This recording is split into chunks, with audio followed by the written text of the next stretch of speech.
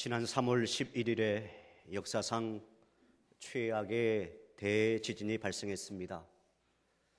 강도 9.0의 지진이 일본 동북지역 해저에서 일어나서 10m가 넘는 쓰나미가 일본 동해안을 덮쳐서 도시가 파괴되었고 수많은 사람들이 죽고 실종되는 실로 엄청난 사태가 발생해서 그 놀람과 충격이 아직도 가시지 않고 있습니다. 피해 상황은 정확하게 파악되지 않고 있지만은 일본 언론은 어제까지 18,000명 이상의 사망, 실종자가 발생했다고 보도하고 있고 외신들은 실제로는 4만 명 이상의 사망자와 실종자가 발생한 것이 아닌가 예상하고 있습니다. 이는 2차 대전 이후 일본이 겪은 최악의 참사라고 합니다. 저는 지난해에 아들과 함께 해운대라고 하는 영화를 본 적이 있습니다. 그 영화를 볼 때만 해도 저 영화 상상력이 대단한 영화구나, 그리고 컴퓨터 CG 그래픽이 많이 발전했구나, 그런 일이 있을 수야 있겠지만 어찌 진짜 일어날 수 있을까, 그런 생각을 했었습니다. 제 지난주에 금요일에 설교 준비를 하다가 일본에서 지진이 일어났다고 하는 이야기를 들었을 때만 해도 일본에서 흔히 일어나는 지진 정도로만 생각을 했었습니다. 그런데 금요 기도회가 끝난 후에 집에서 텔레비전을 보고서야 상황의 심각성을 알게 되었습니다. 연일 거듭 보여주는 쓰나미의 위력은 말로 표현할 수 없었습니다. 자동차는 성냥갑처럼 떠다니고 있었고 바다에 있어야 될 배는 다리 밑에서 고꾸라져 있었고 집은 종이박스처럼 허물어져 있었습니다. 쓰나미가 핥히고 지나간, 아니 더 정확하게 표현하자면 휘덮고 지나간 일본 동부 해안의 모습은 경악스럽다라고 하는 표현 외에는 딱히 다른 표현이 생각나지 않았습니다. 쓰나미는 그렇게 모든 것을 휩쓸어 가버리고 말았습니다. 남은 잔해는 전쟁 후 잿더미가 된 씨가지보다 더 참혹했습니다. 자연의 파괴력 앞에 인간은 그저 초라해 보였습니다. 게다가 원전 폭발에 대한 두려움이 증가하고 있습니다. 일본 정부는 안전하다고 발표했지만 세계 각국은 세계 최대의 원전 사고가 나는 것이 아닌가 우려하고 있습니다. 그래서 자국민들을 피신시키고 있습니다. 이번 강진과 쓰나미의 위력은 그 자체의 파괴력과 인간 문명의 허약함과 어우러져서 우리들에게 큰 공포를 불러일으키고 있습니다. 지금 현재 쓰나미로 집을 잃어버린 이재민들이 30만 명이 넘는다고 합니다. 저들은 대피소에서 식생활도 제대로 못하고 있고 대다수 시민들도 생수를 비롯한 일반 생필품까지 공급이 어려워져서 생활에 어려움을 겪고 있다고 합니다. 그렇다면 이렇게 이웃나라가 고통을 겪고 있는 이 시점에 우리가 할 수 있는 일은 무엇이겠습니까? 잠시 동영상을 보시면서 여러분 스스로 그 해답을 찾아보시기 바랍니다. 엄청난 기세로 밀려드는 바닷물에 제방 위 차들이 힘없이 밀려 떨어집니다. 바닷물은 도로를 덮치고 건물 안쪽에 있던 차들까지 삼켜버립니다. 커다란 배도 폭포수처럼 쏟아지는 바닷물을 이기지 못해 맥없이 쓰러지고 이내 다리 밑으로 빨려 들어갑니다. 信じられません。建物の1階は完全に水の下になりました。 불과 10여 초, 마을 전체가 검은 바다로 변했습니다. 너무 많은 차들이 떠내려가다 하늘의 위험합니다. 도저히 사람이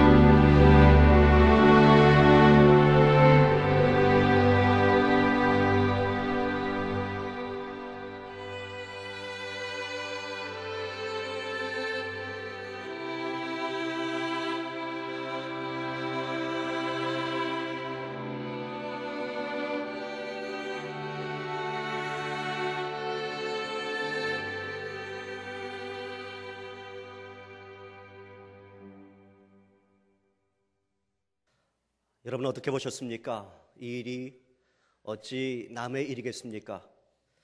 관측사상 최악의 강진과 쓰나미 속에 일본인 아내를 잃은 한국인 생존자 김일광 씨는 자신의 체험담을 이렇게 이야기했습니다.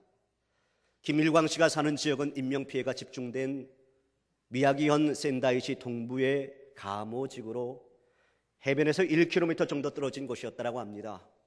지진이 난 11일 그는 아이들을 바다에서 먼 곳에 있는 유치원에 맡겨놓고는 일하러 나갈 준비를 하고 있었습니다.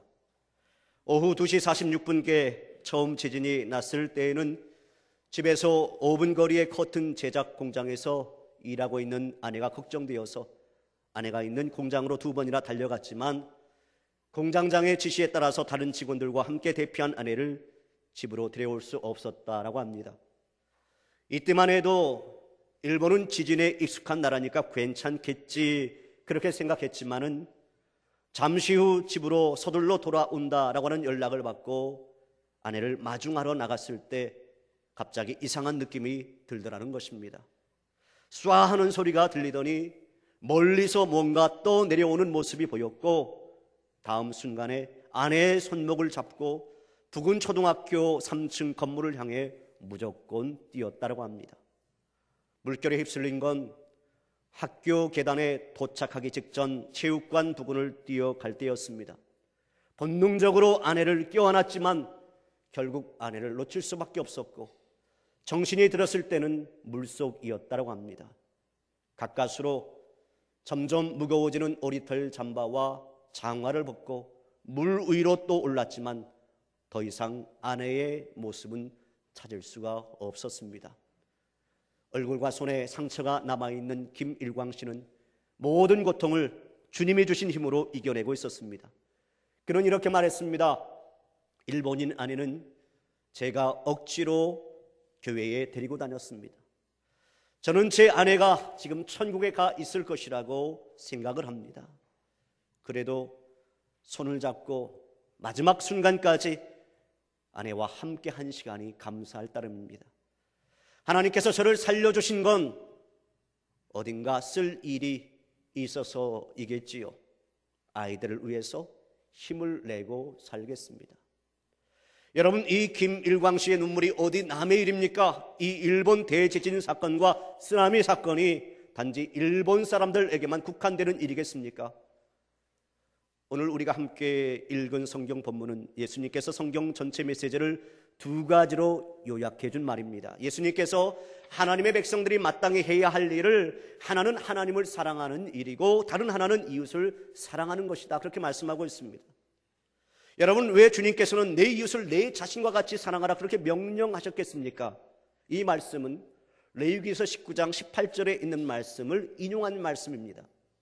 내 이웃 사랑하기를 내 자신과 같이 사랑하라. 나는 여호와니라. 그렇게 말씀하셨습니다. 우리가 레위기 19장을 자세히 살펴보면 1절, 2절에 이러한 말씀이 있습니다. 여호와께서 모세에게 말씀하여 이르시되 너는 이스라엘 자손의 온 회중에게 말하여 이르라. 너희는 거룩하라. 이는 나 여호와가 너희 하나님 그 여호와가 거룩함이니라. 하나님께서 이스라엘 백성에게 거룩하라고 명령하셨다라는 것입니다. 그러면서 레위기 19장 3절 이하에 거룩하기 위해서 이스라엘 백성들이 해야 할 일들에 대해서 몇 가지 열거를 해주고 있습니다. 그 중에 몇 가지만 살펴보면 이렇습니다.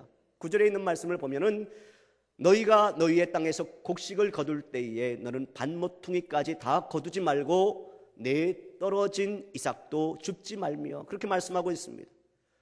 또 15절에 있는 말씀을 보면 너희는 재판할 때에 불의를 행하지 말며 가난한 자의 편을 들지 말며 세력 있는 자라고 두둔하지 말고 공의로 사람을 재판할지며 그렇게 말씀하고 있습니다. 또 18절에 있는 말씀을 보면 이런 말씀이 있습니다. 원수를 갚지 말며 동포를 원망하지 말고 내 이웃 사랑하기를 내 자신과 같이 사랑하라. 나는 여호와니라. 여러분, 이 말씀을 대할 때 사실 우리들은 몹시 당황스럽습니다. 너희는 거룩하라 말씀하시고 구체적인 내용을 말씀하실 때 우리는 이런 내용들을 기대하게 됩니다. 너희가 거룩해지려면, 너희가 나 하나님처럼 거룩해지려면 40일 동안 금식 기도해라. 성경을 1년에 10독해라. 하루에 적어도 3차례 기도하라. 그렇게 말할 수 있을 것이다. 이렇게 생각하고 이렇게 기도하는데, 그런데 하나님께서 거룩하라 말씀하시면서 어떤 말씀을 하셨습니까? 그것은 추수할 때 밭에 떨어진 이삭을 다 줍지 말고 가난한 이웃들을 위해서 남겨두라는 것입니다.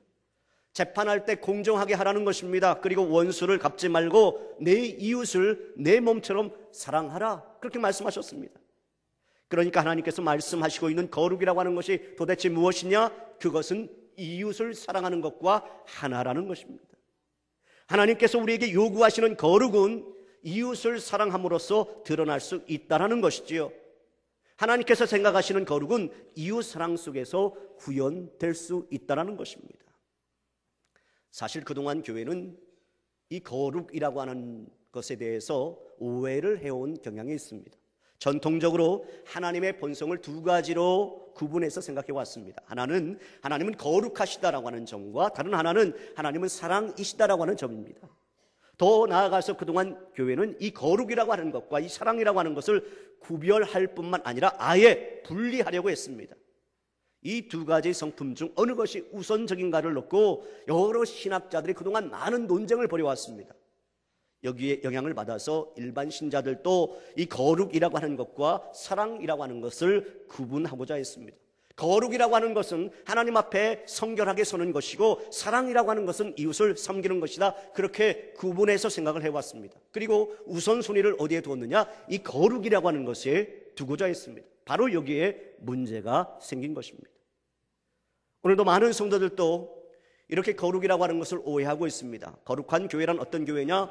세상과 담을 쌓고 종탑을 높이 세우고 모든 정성과 힘과 관심을 하늘에 계신 거룩하신 하나님께만 집중하는 교회, 그런 교회가 거룩한 교회다. 그렇게 착각하는 경향이 있습니다. 또한 거룩한 성도란 어떤 성도냐? 기도 생활에 몰두하고 금식하고 성경 묵상하는 일에 모든 힘을 다 쏟는 신자가 거룩한 성도다. 그렇게 착각하는 경향이 있습니다. 여러분, 아닙니다. 결코 그렇지 않습니다.